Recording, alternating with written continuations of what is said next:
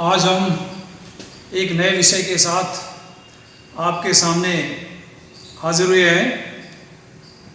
Physical geography से संबंधित ये भी विषय है आज का हमारा, जिसका नाम है आइसोस्टैसी। ये बड़ा महत्वपूर्ण टॉपिक है, ख़ासतौर से धरातल में पर पाए जाने वाले विभिन्न प्रकार के स्थल रूपों के आपसी संतुलन के संदर्भ में ये बड़ा यूनिक कॉन्सेप्ट है। बेसिकली जो आइसोस्टैसी है, ये शब्द लिया गया है ग्रीक भाषा के आइसोस्टैसियास से, जिसका मतलब होता है आइसो मीन्स इक्वल, स्टैसियास का मतलब स्टेट का मतलब अवस्था, यानी समान अवस्था।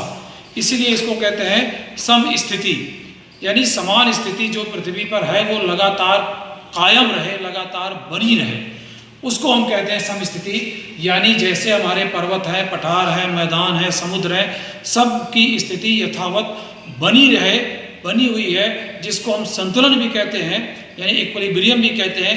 इसी कॉन्सेप्ट को इस ग्रीक भाषा के आइसोस्टैसियास से लेके अंग्रेजी भाषा का आइसोस्टैसी बनाया गया है, जिसका मतलब है समान स्थिति, समस्थिति, समान अवस्था, या अगर हम पृथ्वी के संदर्भ में कहें तो इसको कहा जाता है भू संतुलन, यानी भू संतुलन की अवस्था।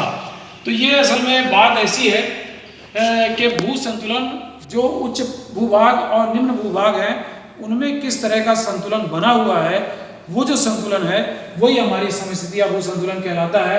इस शब्द का सबसे पहले उपयोग एक अमेरिकी भूगर्भवेत्ता थे जिनका नाम था डटन। उन्होंने सबसे पहले आइसोस्टैसी शब्द का यूज किया था 1859 के आसपास, और उसके बाद उन्होंने कुछ बातें कही थी भू संतुलन के संदर्भ में, लेकिन उसका एक विस्तृत रूप जो है वो प्राट और एरी के द्वारा विद्वानों के समक्ष प्रस्तुत किया गया, और उसके बाद उस पर फिर बड़ी सारी चर्चाएं हुई, बहुत सारे शोध हुए। पर यह कहानी बड़ी छोटी सी नहीं है, बड़ी आसान सी कहानी नहीं है, ये कहानी बड़ी लंबी है। इसकी शुरुआत इस आइसोस्टैसी की एक्चुअल में हो चुकी थी 1735 में। जिन तमाम सारे शोधों के बाद अगर हम कॉन्सेप्ट की बात करें, जिसको डटन ने कहा था कि आइसोस्टैसी है क्या, तो उसका मतलब यह है कि mechanical equilibrium between uplifted part, यानी मैकेनिकल इक्विलिब्रियम का मतलब होता है यांत्रिक संतुलन, जिसे हम कह सकते हैं किसके बीच में, जो उठे हुए भूभाग हैं, जैसे माउंटेन है, पठार है, पर्वत है, पठार है, और कुछ ऊंचे नीचे मैदान है, एक तो वो। दूसरा जो पार्ट है लो लाइंग बेसिन, यानी धसे हुए हिस्से, जैसे झील है, सागर है, महासागर है, यानी ऊंचे उठे हुए भूभाग और नीचे धसे हुए हिस्से के बीच का जो यांत्रिक संतुलन है, वो ये हिस्से कहाँ पाए जाते हैं? यहाँ लिखा हुआ ऑन रोटेटिंग अर्थ, यानी घूमती हुई पृथ्वी। जो पृथ्वी हमारी संचलन की अवस्था में है, उस संचालित पृथ्वी के ऊपर पाए जाने वाले उठे हुए भूभाग और धसे हुए भूभागों के मध्य जो यांत्रिक संतुलन है, उसी यांत्रिक संतुलन को ही समस्थिति या भू संतुलन, या इसको हम आइसोस्टैसी कहते हैं। अब इस कंसेप्ट की जो बात आई, तो ये संतुलन कैसे होता है? तो संतुलन के संदर्भ में हमने बहुत पहले, हम लोग जानते हैं, कुछ लोगों ने साइंस पढ़ी होगी, कि आर्किमिडीज का एक सिद्धांत हुआ करता था कि अगर किसी पानी में किसी चीज़ को डुबाया जाए तो अपने भार के बराबर पानी वो बाहर निकाल देता है। इसी तरह की चीज़ें कुछ यहाँ भी हैं। ये जो संतुलन पाया जाता है, अगर किसी वजह से थोड़ा थोड़ा डिस्टर्ब भी होता है, तो फिर वापस उसको जो है वो बहुत ही क्षणिक मोमेंट, जिसे हम कह सकते हैं, बहुत थोड़े से समय में वापस उसको उसमें संतुलन स्थापित हो जाता है। इसीलिए इसी बात को ध्यान में रखते हुए एक J.A. स्टीयर्स थे, उनकी एक किताब थी अनस्टेबल अर्थ। उस अनस्टेबल अर्थ में भौतिक भूगोल के बहुत सारे तथ्यों का उन्होंने बड़ा ज़बरदस्त डिस्क्रिप्शन किया है। उसी में से उन्होंने आइसोस्टैसी के बारे में कहा कि wherever equilibrium exist on the earth surface, यानी अगर पृथ्वी सतह पे कहीं भी संतुलन की अवस्था विद्यमान है, तो क्या होगा? इक्वल मास मस्ट अंडरलाई इक्वल सरफेस एरिया, तो समान भार जो है वो समान क्षेत्रफल को ही प्रदर्शित करेगा, उसको घेरेगा। इसका मतलब ये हुआ, यानी पृथ्वी पर जो भी संतुलन है उच्च और निम्न भूभागों में, तो जो इक्वल मास है वो इक्वल एरिया को लाई करेगा। यानी अगर एरिया छोटा है तो मास जो है वो अलग हो सकता है, एरिया बड़ा है तो मास अलग हो सकता है। लेकिन जैसे दो चीज़ें हैं, तो एक का एरिया बहुत बड़ा है लेकिन उसका मास कम है, एक का एरिया बहुत छोटा है पर उसका मास ज़्यादा है, तो उस हिसाब से इन दोनों के बीच में संतुलन की अवस्था पाई जाती है। इसी कॉन्सेप्ट को आगे बढ़ाया गया और उस आगे बढ़ाने में क्या क्या बातें आई हम समझ सकते हैं। तो कॉन्सेप्ट मेरे ख्याल से आपकी समझ में यह आ गया होगा कि आइसोस्टेसी का बेसिक मतलब क्या है, यानी धरातल पर जो भी उठे हुए भूभाग हैं और जो गहरे भूभाग हैं, इनके बीच में जो यांत्रिक संतुलन पाया जाता है, यानी संतुलन की अवस्था पाई जाती है, वो हमारी आइसोस्टेसी है। अब असल ये बात आई कैसे? ये बात आई इस वजह से कि विद्वानों ने बहुत सारी चीज़ें अर्थ के बारे में पढ़ ली थी, उनकी इंटरनल स्ट्रक्चर पढ़ ली थी।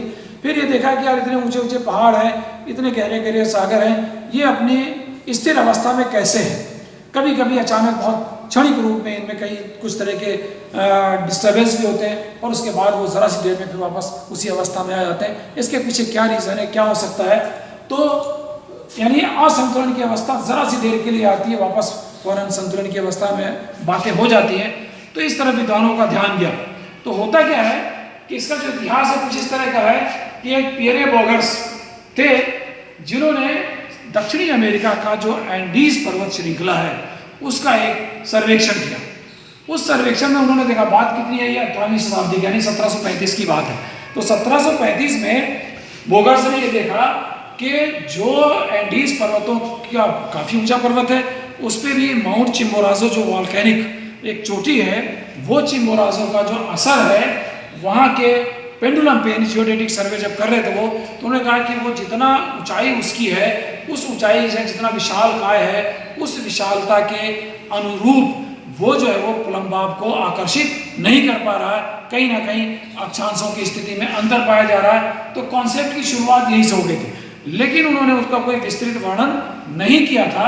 उस विस्तृत वर्णन के साथ फिर क्या हुआ, ये 100 साल बीत गए। इसमें 100 साल बीतने के बाद क्या हुआ, 1850s में क्या हुआ, सेम घटना जो एंडीज में बोगर्स ने देखी थी, सेम घटना देखी गई कहाँ, हिमालय पर्वतीय क्षेत्र के जो तलहटी है यानी इंडो गैंजेटिक प्लेन में।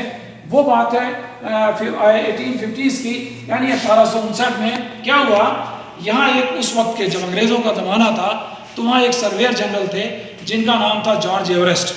उनके निर्देशन में इंडो गैंजेटिक प्लेन यानी सिंधु गंगा के मैदान के विभिन्न स्थानों के अक्षांशीय निर्धारण का कार्य चल रहा था भूगणितीय सर्वेक्षण के दौरान।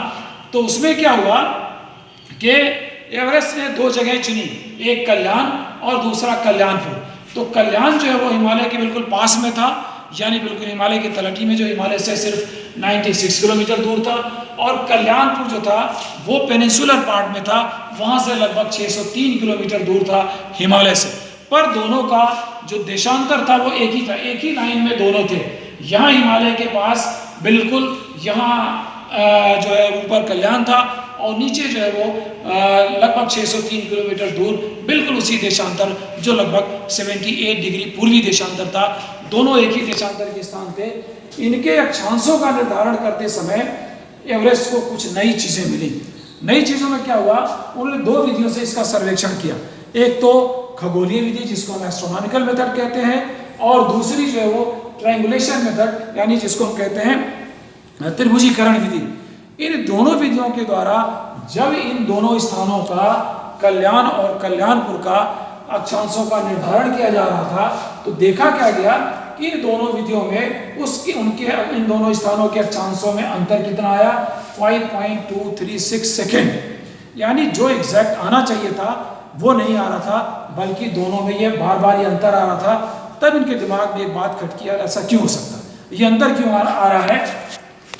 तो ये देखा, अच्छा ये अंतर क्यों आया, तो लगा कि भाई जो प्लम्बाब है यानी साहुल जिसको हम कह सकते हैं, वो साहुल का कहा कि जो प्लम्बाब लाइन है was deflected due to attraction of Himalayas huge mass. ये कारण उस वक्त समझा गया कि इसके बगल में जो हिमालय, विशाल का हिमालय स्थित है, उस हिमालय की वजह से ही इस प्लम्बाब की तरफ जो वो अट्रैक्शन लग रहा है, यानी खिंचाव का बल लग रहा है, उस खिंचाव की वजह से ही ये जो है साहुल जो है वो डिफ्लेक्ट हो जा रहा है, उसकी तरफ झुक जा रहा है। इस हिमालय का जो बहुत विशालकाय आकार है, बहुत बड़ा भार है, उस भार के कारण हिमालय इस प्लम्बाब को अपनी ओर अट्रैक्ट कर रहा है, अपनी ओर खींच रहा है, जिसकी वजह से ये जो अंतर आ रहा है 5.236 सेकेंड का, ये अंतर उसके लैटिट्यूड में यानी अक्षांश में आ रहा है। अब बात क्या होती है कि यहाँ तक तो बात समझ में आ रही कैसा हो रहा है, लेकिन फिर क्या हुआ कि अगर हिमालय, ये तो लोगों का कि अच्छा हिमालय अगर इतना अट्रैक्ट कर रहा है तो सिर्फ इतना ही क्यों आ रहा है भाई, क्या वजह हो सकती है। अब ये मुद्दा विद्वानों के बीच में चल पड़ा, ये बात पहुंची। उसके बाद उस जमाने के एक जियो फिजिसिस्ट थे, जियो मॉर्फोलॉजिस्ट थे, पराट साहब, ठीक है। तो पराट ने उसी टाइम उनके पास केस गया और ये कहा गया पराट साहब ये बातें आ रही हैं, इसमें थोड़ा सा आप देखें क्या है।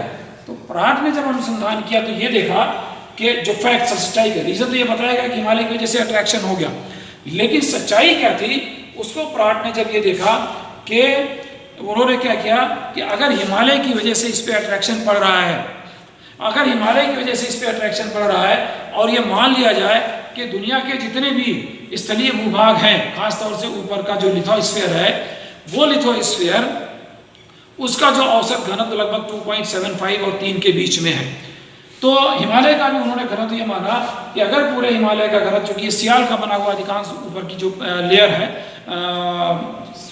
पृथ्वी की, उसका औसत घनत्व 2.75 से 3 तक है। तो पराट ने कहा कि अगर हम पूरे हिमालय का घनत्व जो वास्तव में 2.75 है इसे मान लें, तो जो वास्तव में इसका अट्रैक्शन होगा, जो वास्तव में इसका आकर्षण होगा, उसका अगर इस पे प्रभाव पड़े इन जगहों के अक्षांश और इन जगहों पर लगाए गए पेंडुलम पर, तो एक्चुअल में जो वास्तव में खिंचाव बल उस पर लगेगा, उसकी वजह से ये डिफरेंस जब उन्होंने कैलकुलेट किया पराट ने, तो आया 15.885 सेकेंड। यानी यहां बात दिमाग में खटकी, क्या खटकी कि अगर वास्तव में हिमालय का अट्रैक्शन इस प्लम्बाब पे लग रहा है साउल पे, तो जो हिमालय का भार है उसके घनत्व के अनुरूप, तो उसकी वजह से इस अक्षांशों का जो अंतर इन दोनों विधियों में, वो बजाय 5.236 के आना कितना चाहिए, 15.885, लेकिन ये नहीं आ रहा। तब बात समझ में आई, तब ये कहा गया कि अब क्या वजह हो सकती है। अगर इतना अंतर नहीं आ रहा है 15.885 और आ रहा है 5.236, तो इसका मतलब कोई ना कोई दूसरी वजह होगी, यानी हिमालय अपनी पूरी ताकत का इस्तेमाल नहीं कर पा रहा है, ग्रेविटेशनल फोर्स का यानी अट्रैक्शनल फोर्स की ताकत का इस्तेमाल नहीं कर पा रहा है। क्यों, ये बात समझ में आ गई। लिखा हुआ है Himalaya was not exerting the attraction according to its enormous mass. तो पराट ने कहा कि अगर अंतर 15.885 के बजाय 5.236 आ रहा है, इसका मतलब यह है कि हिमालय का इतना विशाल काय रूप, इतना बड़ा भार, वो अपना वास्तविक आकर्षण इस पर प्लम्बाब पर नहीं लगा पा रहा है, क्योंकि अगर वास्तविक आकर्षण लगता तो अंतर 15.885 सेकेंड आना चाहिए। तो क्यों नहीं लग रहा भाई? फिर ये कहा कि ऐसा क्यों है, व्हाई दिस इज सो। तो इसमें यह आंसर ये आया कि पराट ने कहा कि अब क्या हो सकता है, अगर पूरा उसका अट्रैक्शन नहीं लग रहा है तो उसके क्या कारण हो सकते हैं। तो पहला कारण तो ये कहा गया कि हिमालयाज आर हॉलो, यानी हिमालय क्या है, खोखला है, and compose of bubbles, therefore gravitation force is low, यानी हिमालय खोखला है और उसकी चट्टानों में क्या है, बबल हैं, बुलबुले हैं, जिसकी वजह से जितना बड़ा विशाल काय आकार हमें दिख रहा है उसके अंदर उतना मटेरियल नहीं है, वो खोखला है, जिसकी वजह से पूरा अट्रैक्शन फोर्स प्लम्बाब पर नहीं लग रहा। एक बात तो ये हो सकती है। फिर ये कहा दूसरी बात या तो ये हो सकती है कि Himalayas are made of light materials, यानी लो डेंसिटी। तो फिर क्या हो सकता है, जितना बड़ा हमें हिमालय दिख रहा है, इसका मतलब जो डेंसिटी हम कंसीडर कर रहे हैं वो डेंसिटी का भी हिमालय नहीं बना हुआ है, बल्कि हल्के पदार्थों का बना हुआ है, विशेष रूप से जो सियालिक मटेरियल है उससे बना हुआ होगा, जिसकी वजह से attraction force is low even with big size, यानी इतना बड़ा आकार होने के बाद भी अट्रैक्शन फोर्स बहुत थोड़ा सा इसमें लग रहा है। इसका मतलब ये होगा कि इन्होंने दूसरी बात ये कही कि ये हल्के पदार्थों का बना हुआ है, जिसका घनत्व तो बहुत कम है, जिसकी वजह से इतना बड़ा विशाल आकार होने के बावजूद भी हिमालय का पूरा जो है वो आकर्षण बल इस पर नहीं काम कर रहा है प्लम्बाब पे। फिर बात ये आई तीसरी आगे एक वजह ये भी हो सकती है कि देयर इज अ लेवल, जिसको प्राट ने कहा था उस वक्त आइसोस्टैटिक लेवल, यानी ये समस्थिति का तल जिसको कहते हैं, समदाब तल भी कहा और इसी को कहा गया समस्थिति तल भी कहा गया। ये कहा गया बाद में इसको फिर इसको कहा गया लेवल ऑफ कंपनसेशन भी कहा गया, इसको क्षतिपूर्ति तल भी कहा गया। इसी चीज को ये कहा गया उसी टाइम कि या तो पृथ्वी के अंदर मतलब inside the earth nearly 100 kilometre depth पे, यह माना कि पृथ्वी के अंदर लगभग 100 किलोमीटर की गहराई पर एक ऐसा तल है जिसको उन्होंने आइसोस्टैटिक लेवल कहा। उस गहराई पे जाने के बाद उसके नीचे जितने भी मटेरियल हैं उन सब का घनत्व बिल्कुल बराबर होता है। घनत्व का डिफरेंस इस तल से ऊपर ही ऊपर होता है। इसीलिए इसको प्राट ने बाद में कहा कि जॉली ने ये लेवल ऑफ कंपनसेशन, उन्होंने लाइन ऑफ कंपनसेशन की बात की थी, लेकिन उन्होंने कहा कि नहीं, ये एक क्षेत्र है, एक तल है, एक जोन है जो लेवल ऑफ कंपनसेशन है। तो उस लेवल के ऊपर जो पदार्थ हैं उनके घनत्व में अंतर पाया जाता है, लेकिन इस 100 किलोमीटर की गहराई के बाद नीचे जो पदार्थ हैं वो सब आपस में मिले हुए हैं, उनका सबका घनत्व समान है। इसलिए इस बेस पे, खासतौर से जो तीसरी बात है, इस बेस पे उन्होंने एक निष्कर्ष निकाला कि अगर ये जो लेवल ऑफ कंपनसेशन है, इस लेवल ऑफ कंपनसेशन के नीचे सारे पदार्थों के घनत्व बिल्कुल सभी समान है। अंतर कहाँ है? इस लेवल के ऊपर। इस लेवल के ऊपर अगर घनत्व में अंतर है तो घनत्व के अनुसार ही उनकी ऊंचाई में अंतर पाया जाता है। यही बात यहाँ लिख दी गई कि bigger the column lesser the density, यानी हायर अगर है वो उसकी ऊंचाई ज्यादा है तो उसका घनत्व कम होगा, या हम यूं कह लें कि अगर घनत्व कम है तो ऊंचाई उसकी ज्यादा होगी। फिर उसके बाद क्या कहा? Smaller the column greater the density, यानी कम ऊंचाई और अधिक घनत्व। तो दो बातें सामने आई कि यानी इस लेवल ऑफ कंपनसेशन से ऊपर जो भूभाग हमें दिख रहा है, मैदान हो, पठार हो, पर्वत हो, वो सारे के सारे जो जितना ऊंचा है उसी अनुपात में उसका घनत्व कम है। मतलब कि पर्वतों का घनत्व पठारों से कम, पठारों का घनत्व मैदानों से कम, मैदानों का घनत्व सागरों से, महासागरों से कम। इस तरह का बाकायदा एक सिस्टम डेवलप किया गया। और यहाँ इस चित्र के द्वारा आप देख सकते हैं कि ये ऊंचाई इसकी ज़्यादा है, यहाँ लिखा हुआ लो डेंसिटी यानी कम घनत्व, ये ऊंचाई कम है, इसका मतलब ये अधिक घनत्व वाला है। बिल्कुल यही व्यवस्था पूरी पृथ्वी पर पाई जाती है कि जो उच्च भूभाग हमें पृथ्वी पर दिखाई पड़ते हैं इसका मतलब वो कम घनत्व वाले हैं, और जो भाग जितना ही गहरा है, जितनी नीचा है, उसका घनत्व ज़्यादा है।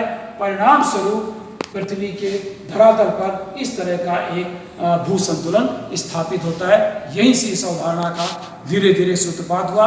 इसके बाद दो विद्वानों ने, खासतौर से एरी ने और प्राट ने, अपने अपने अनुसार इसको सिद्ध करने का या इसका वर्णन करने का प्रयास किया, जिसका डिस्कशन हम आपसे कल शेयर करेंगे। Thank you.